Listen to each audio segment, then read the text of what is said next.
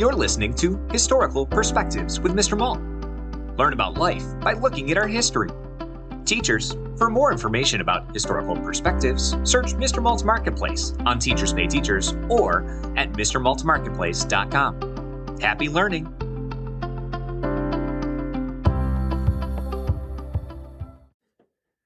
Sarah visits Betsy Ross's shop. It was a bright, sunny day in Philadelphia in 1777, and 10-year-old Sarah could hardly wait.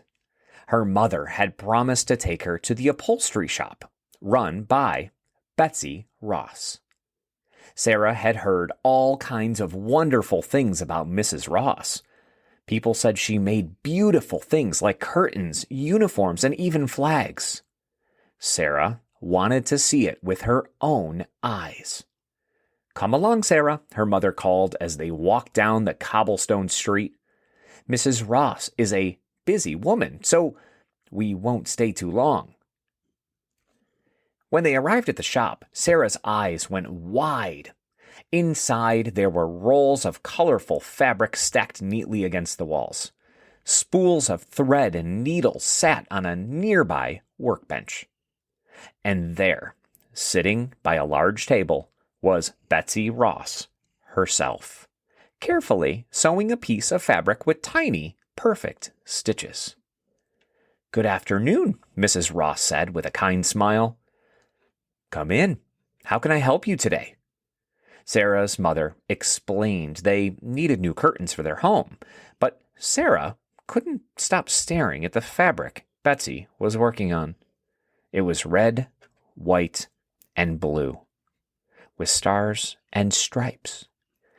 "Is that a flag?" Sarah said. Mrs. Ross chuckled. "Indeed it is. This flag is for the new United States of America." Sarah's eyes widened. "Did you make the very first American flag?"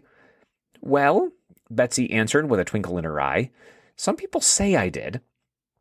Last year, George Washington himself visited my shop with a drawing of a flag. He wanted something to represent the 13 colonies. I suggested we use 5-pointed stars instead of 6-pointed ones because they're easier to sew." "Wow," Sarah exclaimed. "You must be really good at sewing." "It takes practice," Betsy said, holding up the piece of fabric she was working on. "But everyone has a way they can help. Farmers grow food for the soldiers. Blacksmiths make tools. And I use my needle and thread."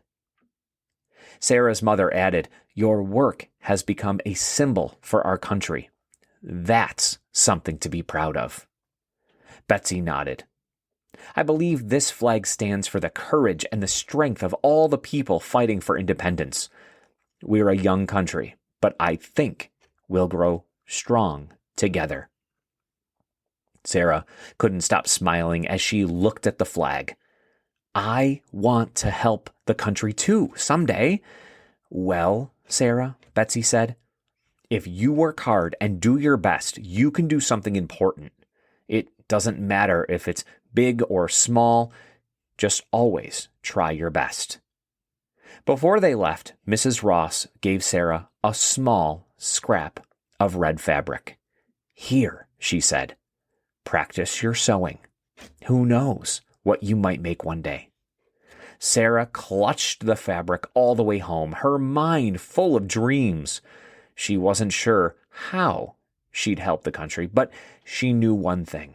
She'd always remember the kind woman who made the flag and inspired her to try. Thanks for listening to this Historical Perspective. If you enjoyed this episode, be sure to subscribe. Also, search for Historical Perspectives on Teachers Pay Teachers to learn more about other topics, such as the Golden Gate Bridge, Henry Ford, schools in the early 1900s, and so much more. Happy learning!